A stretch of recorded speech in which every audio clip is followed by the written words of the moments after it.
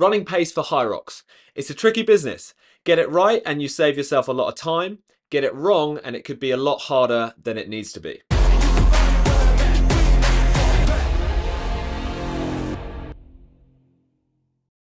One of the most common questions I get is how fast should I run a Hyrox?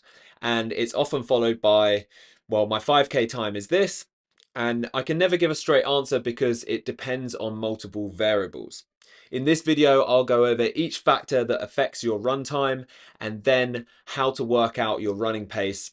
And stick around to the end because I've got a top tip that is a real game changer when it comes to running a Hyrox. So the first factor to consider is obviously your straight running speed. So yes, your 5 km time does matter, but better would be your 10 km time, or arguably better still, if you've got it, is your half marathon time. And we'll get into that in a bit. The second factor to consider is your strength.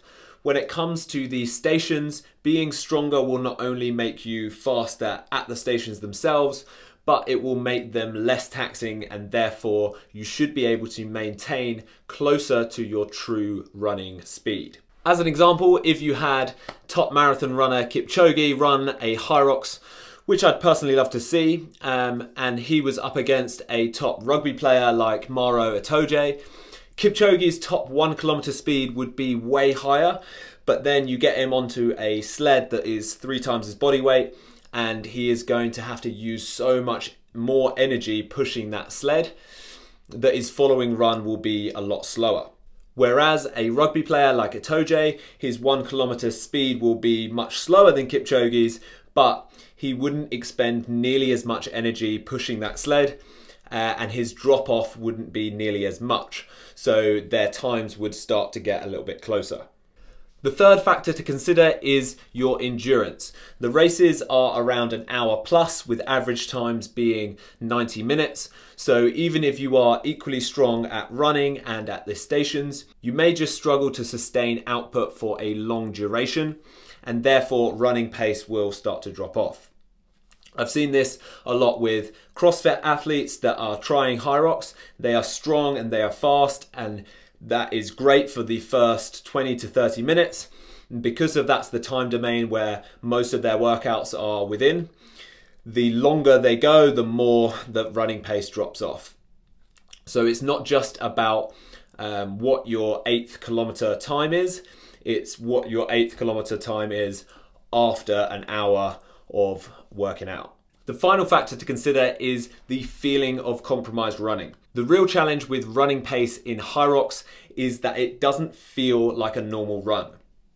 You can come off of a station and be crawling along barely faster than a walk, and yet be working so hard. In fact, you often get people that are disappointed with their runs because they feel like they were going a lot faster. They was really pushing themselves, you're breathing hard. And when you look back at the splits, or worse, you look at race videos of yourself running, it's much slower than you thought it was. From my personal experience in a Hyrox race, it has the feeling of running a hard 10 km effort, but my running pace is closer to a half marathon pace. And that's when I'm doing a men's pro race. So with those points in mind, how can you work out your running pace? And before I answer that, if you are looking for a full Hyrox training plan that takes the guessing out of your workouts, I have an 8-week race ready plan on my website that has instructional videos for every workout explaining not just what to do, but why we are doing it, so that you can become a fitter and smarter hybrid athlete. Now, working out your running pace. I'll tell you how I do it based upon my previous race results, and then I'll go over some options if you are newer to Hyrox and you don't have as much data to go on. So what I do is I take my overall run time from my last race, and I add the rock zone time, and then I divide it by 8.7. This is what Hyrox try to standardize across all events.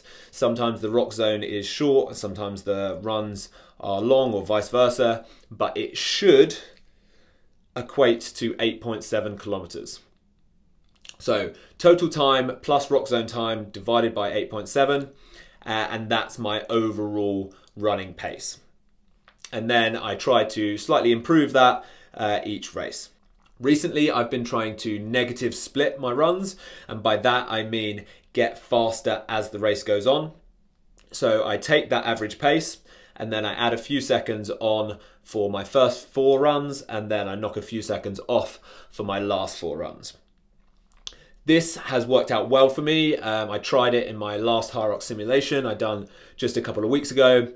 And I like it because it gives a little bit of reserve at the beginning. You never quite know how those sleds are going to feel, so it gives you a little bit of leeway there. And then it allows you to gain momentum as you go, rather than feeling gassed out on the 3rd run and thinking, damn, I've got 5 more of these to do. Mentally, it makes such a difference building into the race rather than hanging on and fading out at the end. Now, what if you haven't done a Hyrox race and you don't want to do a full race simulation before your event? Well, just doing the first half will give you a good indication. The data shows that the runs 3 through to 7 are where athletes fall into like a consistent pace. So I'd suggest doing that first half in the gym, but finish the run after the sled pull. That 4th run will give you a good idea of what you could hold, and I would suggest starting at that pace. Now, what if you don't have access to sleds at your gym, or just your setup isn't ideal? Well, you can try this workout anywhere, outside, track, field, whatever. 2 rounds of 100 meters burpee broad jumps into 1 kilometer run, into 100 reps of walking lunges, preferably weighted, into 1 kilometer run. So that circuit 2 times. The burpees jack your heart rate up and the lunges compromise your legs. And by the time you get to the last run, you should have found that compromised running pace, that maximum sustainable pace that you can hold after having done an exercise. I'd suggest that you take that time on your last run, and that's the starting pace you should do for the first few runs of your Hyrox race. My final top tip when it comes to running pace for Hyrox is to learn what different paces feel like. If you do all of your runs at a similar pace and you're constantly checking your watch, you don't get a good awareness of what fast and slow feels like. You can use your watch in Hyrox, but the GPS doesn't always work well, and the Hyrox tracks and laps can vary a little bit, so it's best not to over rely on your watch. Instead, practice learning paces. Try this. Go to a running track or a flat 1 kilometer segment of road and run it without looking at your watch. Doesn't matter how fast you go. When you get to the end, check your time, take a couple minutes rest, and then see if you can repeat it. And the more you do that, the more you get an understanding or a feeling of what that pace is. Another method I use is a cut down run. So for example, take an 8 kilometer run, start at a really easy, comfortable pace, and then get faster every kilometer. The more you do these types of things, the more you get a feel for what fast and slow is, and then you can start to differentiate between them like gears that you can tap into during your race. For more running tips, you can check out my Hyrox deep dive video, and if you have any more questions, you can drop a comment. I'll be doing a live Q&A at the end of each month, so you can always send me your questions at Woodsy Workout on Instagram, where you can find plenty more tips and tricks on all things health and fitness. Until next time, peace.